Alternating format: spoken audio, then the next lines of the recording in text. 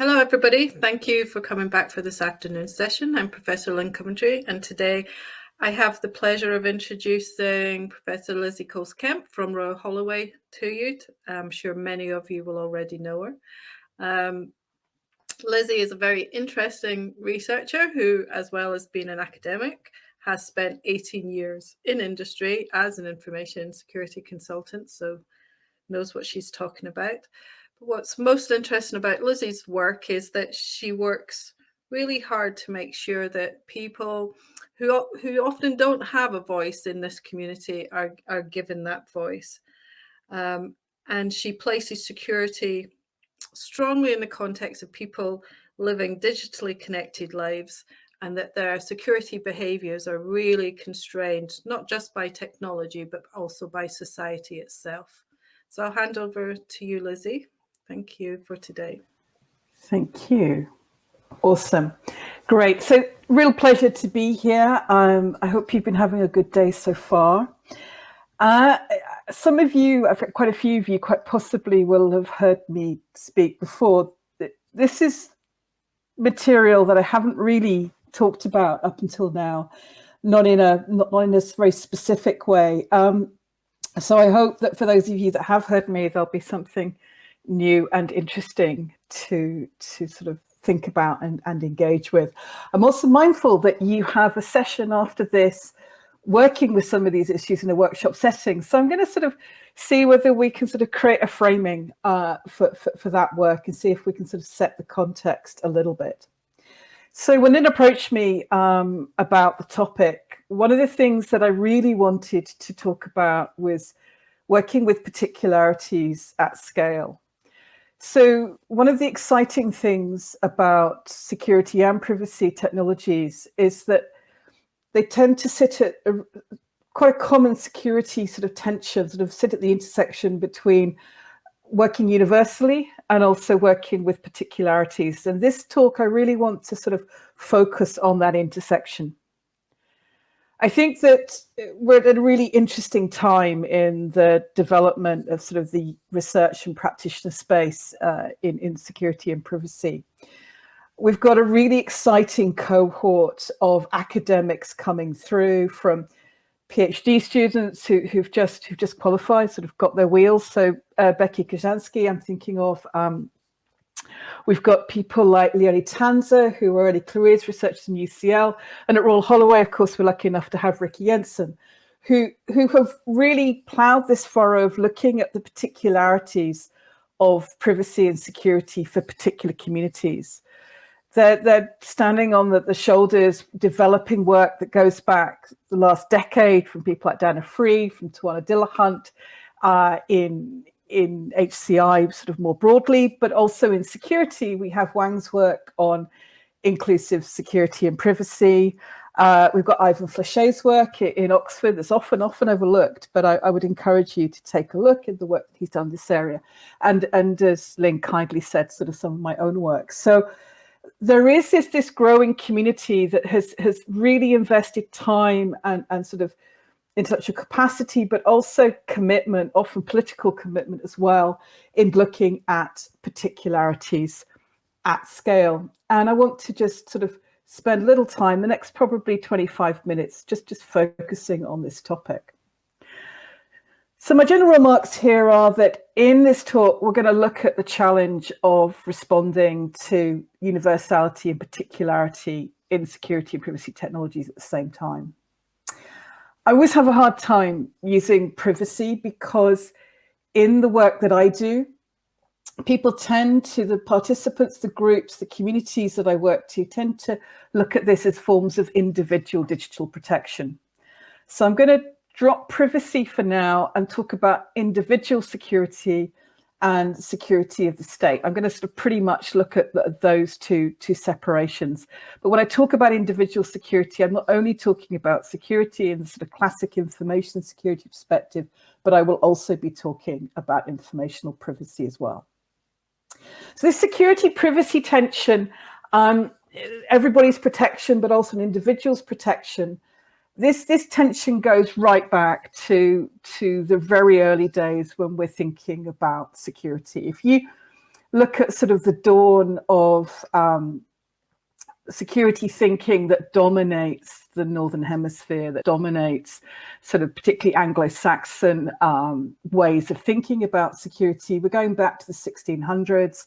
We're going back to this idea of universal forms of protection, where the protection is about the state. And you've got the big security thinkers. So of course, I'm thinking about Thomas Hobbes to start with, but you come all the way through looking at the different sort of security thinkers up until the mid-20th century. There was almost no acknowledgement of individuals' protection. It was all about the protection of the state, with a logic sort of happening that if we protect the state, therefore we're protecting the people that are within that state. Go back beyond the 1600s, you go back to sort of writings, sort of back to sort of in sort of ancient Greek times, Roman Empire times, that also touch on security. You've got the same theme. So this universal idea of security, that if we protect this unit, which is sort of seen as the state, if we protect borders, if we either protect by attacking or we protect by defending, we're also protecting the individual. Now, this comes under quite a bit of debate and discussion, particularly from the mid-20th century. And start to see people think about not just the state as something to be protected, but also people to be protected. And we see human security start to emerge as an area of study, an area of practice, an area of thought. Still universal, still thinking about human rights, still thinking in this very universal way, but beginning to acknowledge that there's more than just the state to protect. This gets pushed further. And we're starting to see thinkers, scholars come out, particularly Aina Hansen. I'm thinking about really arguing that there are people missing, there are voices missing, there are peoples whose needs and whose security rights as well, if you're thinking in the human rights perspective, are not being looked at. And we start to see feminist security lines of scholarship emerging that often think about the sort of the hidden and the missing from a gender perspective, but are also just more generally voicing the fact that in the security dialogue, people's needs and requirements are not being met by this universal agenda. And we start to see this really come to the fore, this universal particular tension. So the next remark that I want to make is that what comes out, particularly of the feminist security work, is that forms of protection are not just material, not talking just about material objects as forms of protection, looking at weaponry, looking at locks, looking at technologies, looking at digital technologies in the way that a lot of you will think about it in the cybersecurity space, but also the felt experience, how security feels, and people's feelings of security and insecurity, much broader than just the use of technology, and how this felt experience interacts with the use of material objects for protection. So when we're talking over the next sort of 20 or so minutes, I really want to just you to hold in mind that we're not just talking about the object security, we're also talking about the felt experience. And we're fundamentally asking the question, who or what is doing the securing in each situation? So that's the first thing I'd really like you to take forward into the exercises after this, is to ask yourself critically who or what is doing the securing in each of the scenarios that you're building. The other thing that I really want to sort of also make as a general remark before we get down into the guts of the talk is that forms of protection are contextual. You know, we don't have to be a critical security scholar to sort of make that point. Security, talking about sort of when you apply different types of technologies, has ever since I've been involved in this always been it depends, because it's contextual. What gives protection to one could often be a form of repression or can be a form of threat to another. So it might secure some people to be on CCTV. It might give a sense of security. And I often work with participant groups that some of them will say, yeah, I really like being on CCTV as I walk home from the bus or the office, because it gives me a sense of safety and security. And others who feel surveilled, feel monitored, not for their benefit, but for the benefit of often the local authority or for a particular commercial organization. Same technology experienced and felt in very different ways, depending on the context. Conflicted. It's not only conflicted between groups that have different views, but also conflicted within yourself. There might be a part of you that feels reassured by surveillance, another part of you that actually finds this intrusive. And security also, forms of protection are often political. They serve particular ends. They serve particular power dynamics that doesn't necessarily support or work for you. As well as political might also be, in this broader sense, also political in terms of political ideology or political perspective. So we take this theory theme, and I want to just light touch, introduce a theoretician here, and feminist security scholar Heidi Hudson. In 2005, she published a paper, Doing Security as Though Humans Matter, a feminist perspective on gender and the politics of human security. And what I really like about this paper is that it touches on exactly this tension between universalist forms of security and particular forms of security. When Hudson produced this paper, she didn't have any view. I don't sense that, it's highly unlikely she ever thought this would wind up in a conversation about technological forms of security, but I think it is particularly apt. And in this paper, the point that the main arc of the argument that Hudson is making is that human security, so security based on universal human rights, didn't look at the particularities of particular groups, particular communities, particularly particular groups of women, and argued that in order for security to be achieved, you have to provide security for all. You have to acknowledge that where there's repression, and you have to work to rout out and deal with repression. And just seeing people as a group of demographics without actually understanding the differences between them greatly does them a disservice, and also will not necessarily respond to their security needs and issues. The point then that Hudson makes is that you need to move beyond problem solving. All forms of security, digital, technological security isn't special in this. Most forms of security, right going back hundreds of years, have always been about problem solving. And the point that Hudson makes in this paper is we need to move from this idea of problem solving to critical reflection, to understanding who's benefited and who's disbenefited by particular forms of protection and why, and then looking to see what you can do to respond to that imbalance. And in doing that, the argument goes that we have to acknowledge power and power relations back into the design debate. And I think this is particularly apt for technologies. We have to think about where is the balance of power, whose power is augmented by particular forms and approaches, and what might we do to change that power relation when people are disbenefited as a result of this.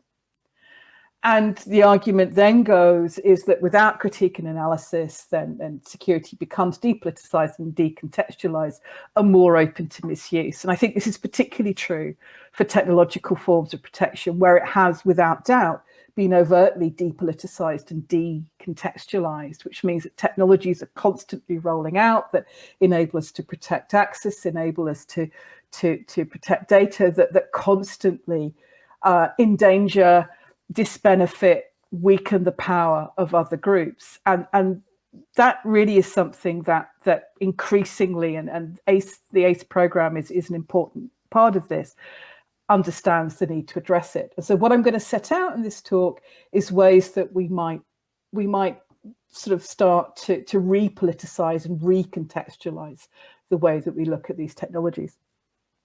Before I let Hudson go, and Hudson's paper is going to be shot through all of this talk, but the last sort of really explicit reference is the closing argument that Hudson makes this paper, which is really my goal for this talk.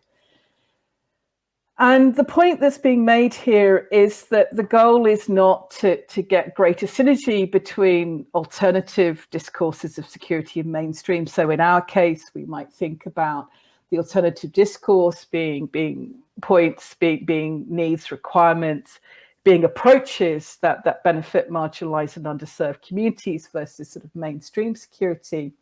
But it's actually to have those two sit together, to recognize both, to bring mainstream discussion into this, to get them to critically recognize, to get the mainstream discourse to recognize some of the challenges and issues, to get them to recognize some of the power imbalances that occur, and then work together to try and respond to that, but primarily to get critical reflection going. Which is again why this talk in this space is important. And to then create what will be an imperfect and fractured whole, with this relational idea with different power networks sitting very uncomfortably alongside each other. This is something that security, particularly security technology design, does very, very badly, is recognizing that there will be conflict, there will be ways in which particular technologies will disbenefit others, but to get that understood, to get that seen, and then to think about what making a more coherent whole would look like. So accept the imperfection, accept the conflict, and then rather than just rest with it, to then look at what you could do together to actually resolve some of these tensions. Is how I read this. And new theories will emerge accordingly. As Hudson closes, that is theoretical progress, and that would be something that would be great to see. Okay, so the first thing that I want to raise now when we look specifically at this topic, so Hudson's given us the framing. One thing that I want to really highlight here is that we need to just think a little bit about design and technology. So in this image from Alice Angus, artist Alice Angus, I bring up an image where we've got a human hand and a digital hand together. And the point I want to make about this is that security technologies, access control, logging onto a service, sharing information, using access control to regulate the movement of files, setting cookies, all of these technologies don't just come out of the box and they are used the same way, understood the same way by different groups. Not at all. Security technologies have, ever since they were first developed, they've always been made and remade in the hands of users. So the way that I log on to a system and the way that somebody else might log on to a system can be completely different. And we're doing work at the moment on assisted access. And we're working with voluntary and third sector groups that are helping other people to access systems. So these are systems that are set up for one user, one password, one individual, one form of authentication. And there are just whole parts of society that are just unable to do that. Sometimes they're unable to do that in all settings because they don't have the technology.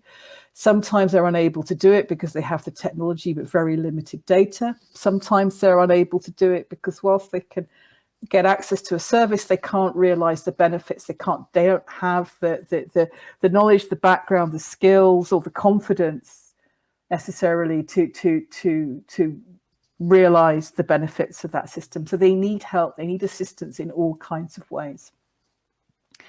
And we've worked with about 10 different voluntary and third sector organizations, all using everyday essential services, be it finance, housing, and changing those into dual use systems in different ways, under different sort of constraints and in different contexts. And very much the way that service access was designed, very much the way that data access was designed, is happening in the hands of voluntary and third sector together with individuals and their groups and families in very different ways than was intended. And that's what I mean by this constant making and remaking of security technologies, that the way the technologies are envisaged, the way their uses, their meaning, their appropriation, the powers they have change quite differently in the hands of users. So when you're thinking about your exercise, when you're thinking about scenarios that Lynn sets, think about the technologies in use. think about the different ways in which these technologies might be used, and the different ways in which security might be carried out, the different ways in which protection of both the computer, the data, and the individual, how that might change. Because absolutely, this constant raking and remaking is a very clear feature of many security technologies.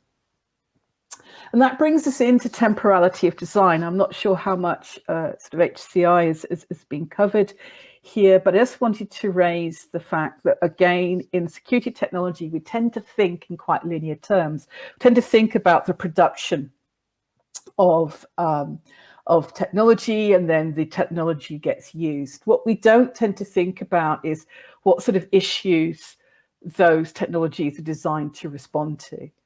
Speculating on future conditions, speculating on sort of extrapolated or conditional ideas of what the future might be, and designing in that case. And DeSalvo et al. Have thought about this as design before design.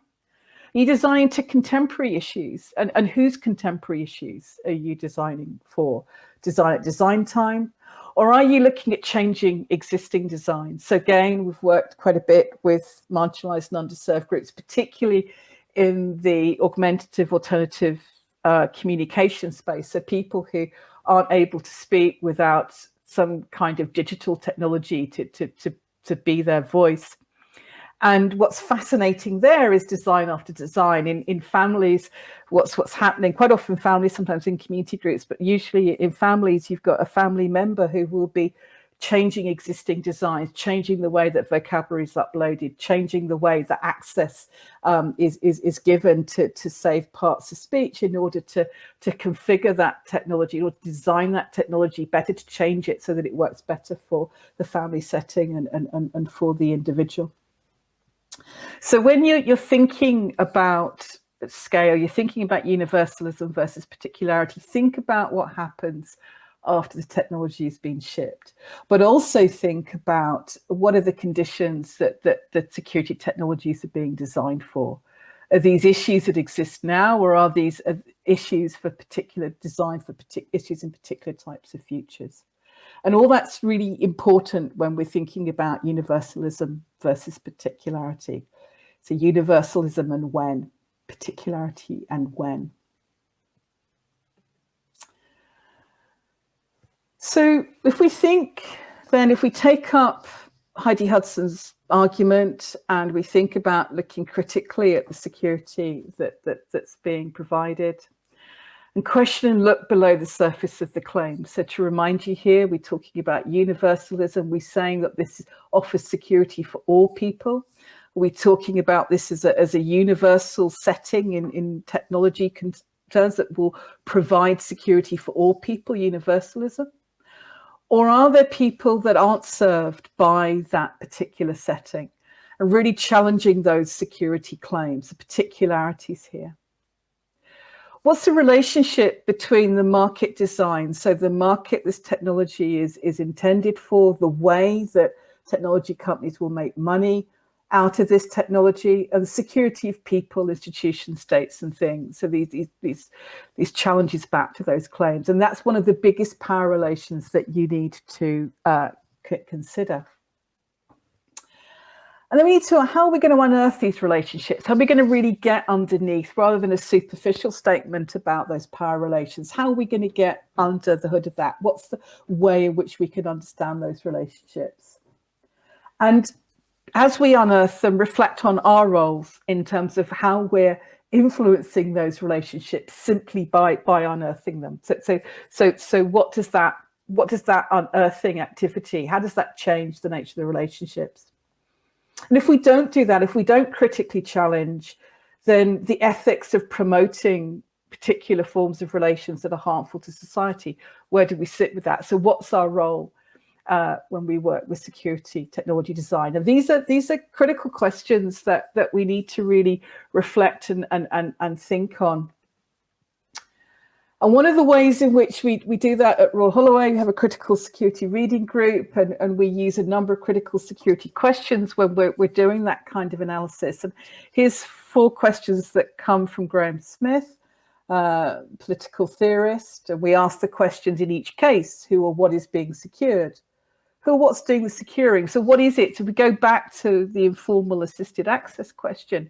Is it actually sharing a login with somebody that's doing the securing? Having the security of knowing that I have backup support, an institution that I trust that's helping me do that. That's not the way that technology was designed, but that's in fact what's doing the securing here. Why is that subject, whether that's the data, the person, the technology, why are they being secured? Who or what is the subject being secured from? And these are not the only questions. Smith is channeling some questions by Baldwin, who wrote a number of years earlier with about seven security questions, if I remember correctly. But these are all critical ways in which you can challenge whether this idea of a universal form of security benefits all, or whether there are some that are being excluded, who are not being protected, or in fact are being disbenefited. And this wider critical position in design within HCI has been questioned by Barzell and Barzell. There's a reference here to the paper.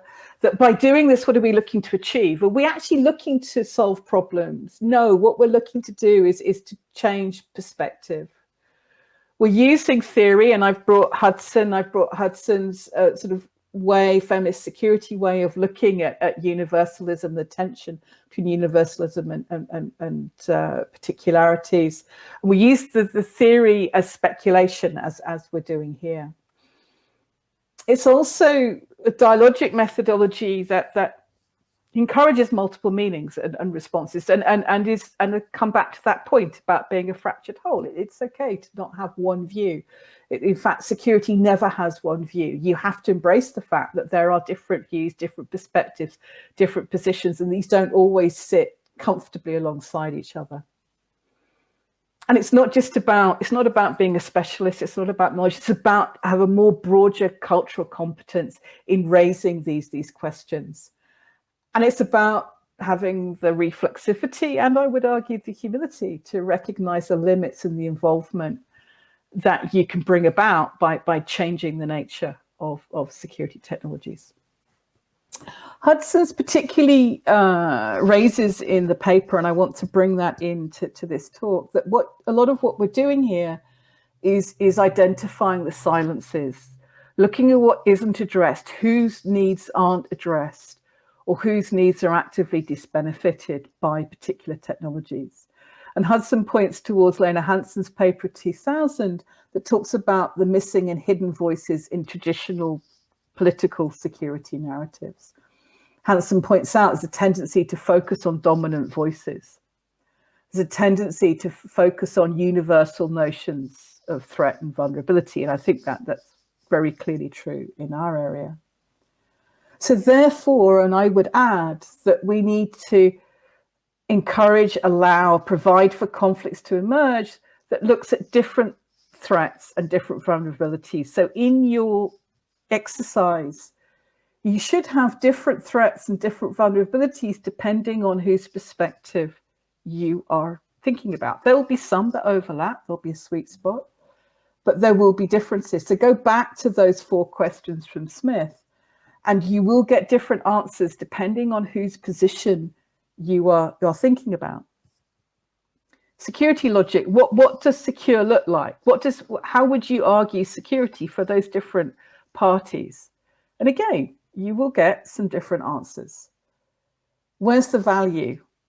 Is it the value of selling the technology? Is it the value of enabling you to realize the benefits of accessing essential services? What are the values that constitutes value from access? And how does that vary between different groups and for different individual identities? And not just between groups, but also within yourself. This is a image that was drawn on 2 Post-it notes by Rika Drucker. It was at a workshop where she allowed me to take some pictures. And what she's highlighting here is the conflict within all of us, that we also have to, the conflict can't be removed in security, that we have conflicted views, that we reach out, we connect, we share, because we don't want to be alone, or we want to be social, we want to reach out to other people, but equally we can at the same time also have concerns about who can access what. So very quickly then, I want to just, so having set that up, how might we resolve it? So, okay, so I've pointed out that there are conflicts. I've pointed out that universalism, whilst that enables us to get a level of protection up and running, doesn't benefit everybody. I've pointed out that there'll be dominant voices that talk here, but actually will put some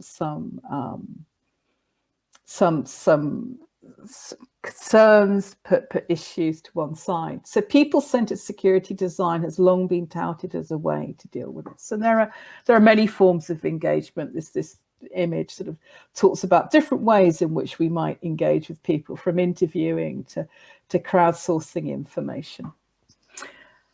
It's not new. Serco and Simon, 1996, New Security Paradigms Workshop. If you haven't come across it, I really encourage you to take a look at the work that goes back to around early 1990s. This has been publishing papers. This is a venue that's been publishing papers about the importance of people-centered design. That just thinking about a more traditional technological approach doesn't necessarily give us all the answers that we need. And that values and that if we have values and principles, social values, political values that we want to implement, this does relate strongly to the way in which we design our technologies. And this Freedom paper from 2002 points that informed consent might be seen as an important human value, but it can only be realized in online settings through the configuration of technologies. Oh, I would add to that configuration of technologies, but also the practices around those technologies. And I want to come to that in a minute. So democratizing participation in research and design, user-centered design has been argued for a long time as a way of democratizing participation. It's about listening to users, looking at what they do, encouraging spaces in which people can express what they think and what they dream of, in this case, in terms of security.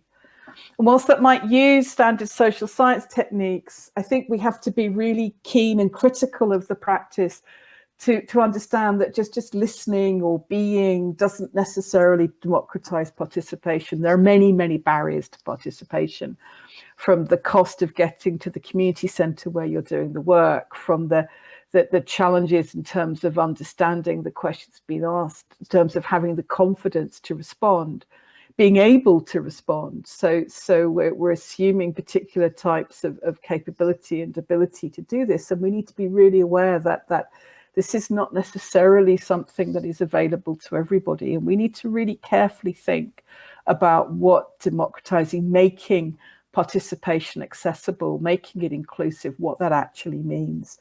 And really thinking about the sorts of context in which we are encouraging participation and what the focus of participation is.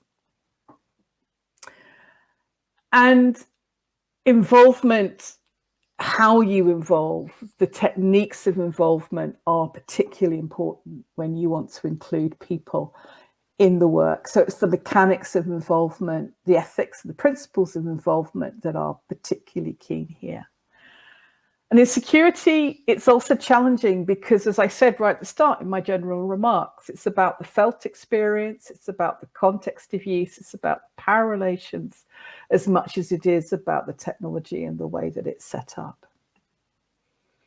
So that means we need to look at practice. We need to look at the different ways in which technology is used, what happens around the use of the technology, the different ways in which information and skills and competencies are shared around that technology. And Kuti and Bannon talked a lot about this in their work on practice studies. The importance of understanding the context of interaction, how it's appropriated, we've already talked about that. The way that technologies, the embodied responses to technologies, the way that technologies are understood.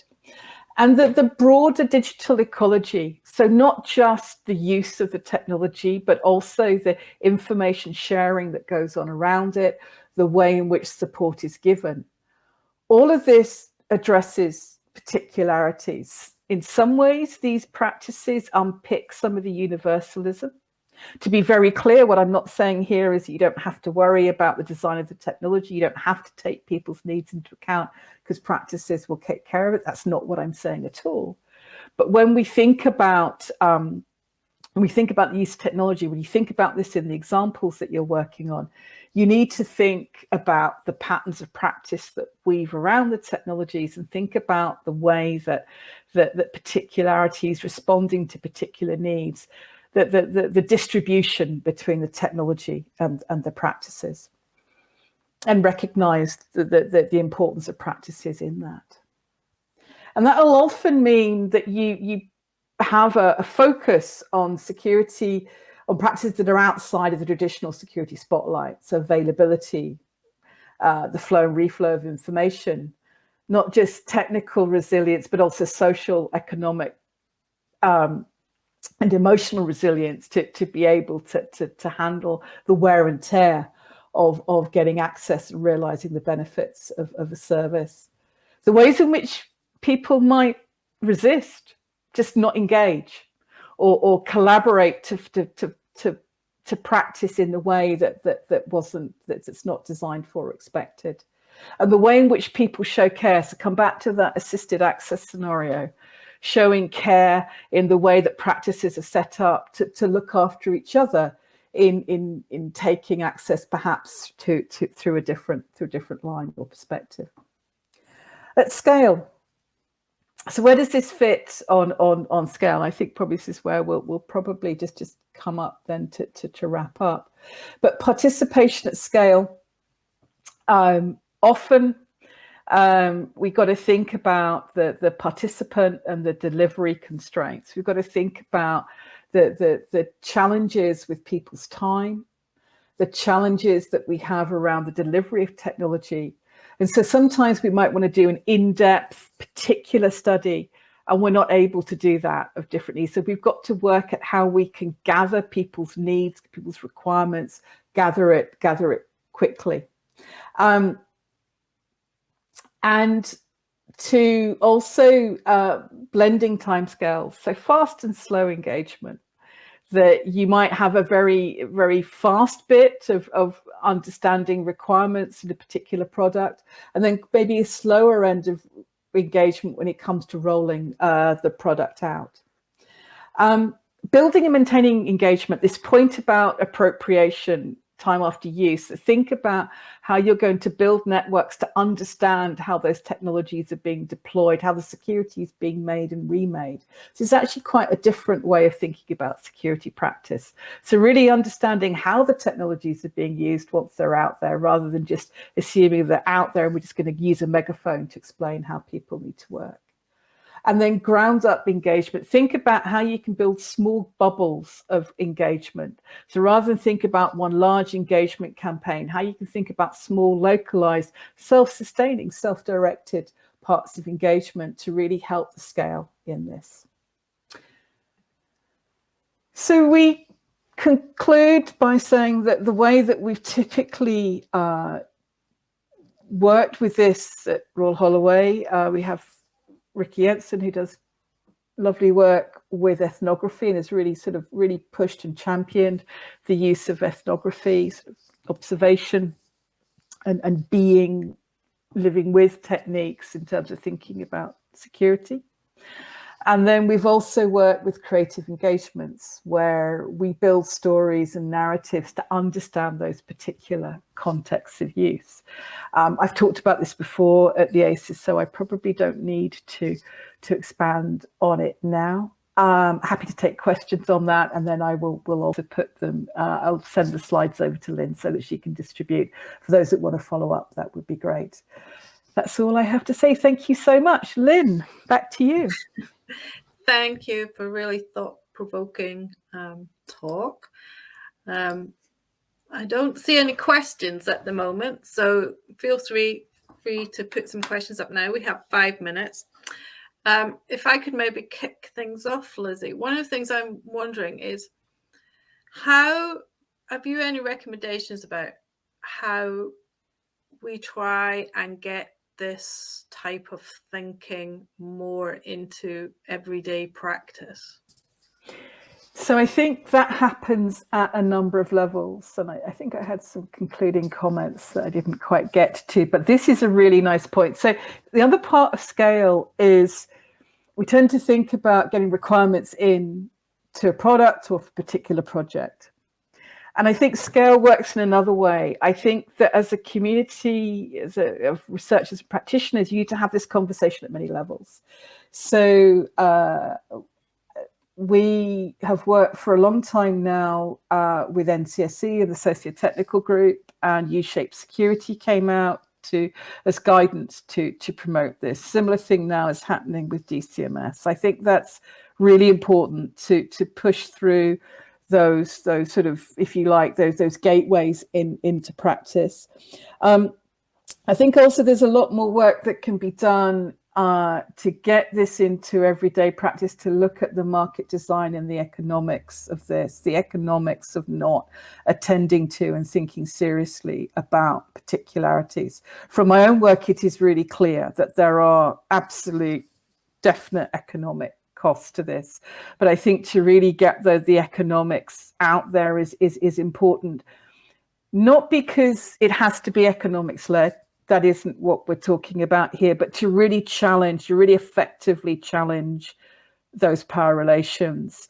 Part of this has to be, not all of it, but part of it has to be an economic discussion. Okay, thanks. One last question from me, and then we'll wrap up. If you were to think of one skill set that cybersecurity research would really benefit from getting into it, designers haven't really gotten into this space, but there's lots of other disciplines that haven't really got into the cybersecurity space. Is there one that you'd really like to see getting into that space? Yes, I'd like to see a skill set around narratology, because the narrative, this all starts with the narrative. And I think we have a limited imagination when we talk about the security. And when you look at the stories, the securities, is why I find work from people like Heidi Hudson from Viven so inspiring, is that it shows many different ways of talking and thinking and imagining security. And for me, narratology would be a really important way to really think about the stories that we're telling. Okay, thank you. I apologize to anybody if I'm not using the Q&A properly and haven't seen questions, but thank you for your time, Lizzie, and just giving us that different perspective on cybersecurity.